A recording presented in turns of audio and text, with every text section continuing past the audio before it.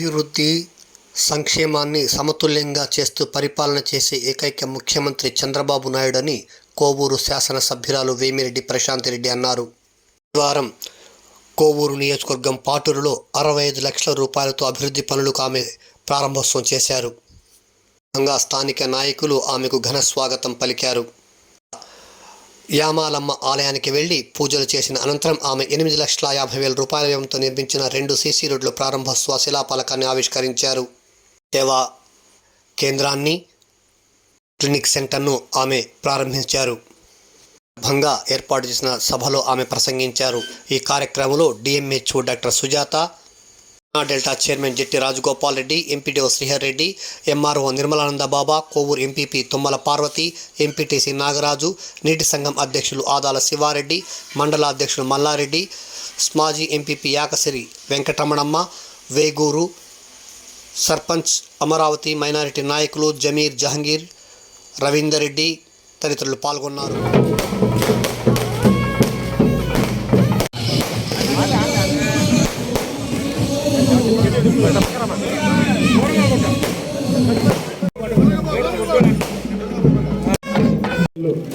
రవీందర్ రెడ్డి గారిని సూపర్ 6 పథకాలు అయితేనేమి, మనం అనుకున్నవన్నీ కూడా మీకు చంద్రబాబు నాయుడు గారు ఒకటొకటిగా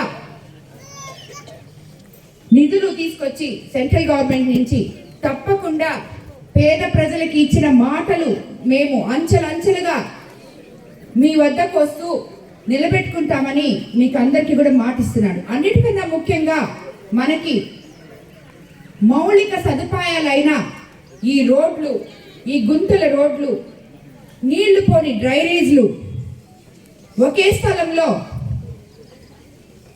ఒకే ఇంట్లో 3-4 కాపురాలు ఉంటున్న మీ అందరికీ కూడా ఇళ్ల స్థలాలు అయితేనేమి, ఈ రోడ్లు అయితేనేమి, డ్రైనేజ్లు అయితేనేమి అవి త్వరగా ఇవ్వడం జరుగుతుంది. ఇప్పుడు ఒక్క కోవూరు మండలానికే మనం ఆల్మోస్ట్ 1,40,00,000 దాకా 15th ఫైనాన్స్ నిధులు ఇవ్వడం జరిగింది.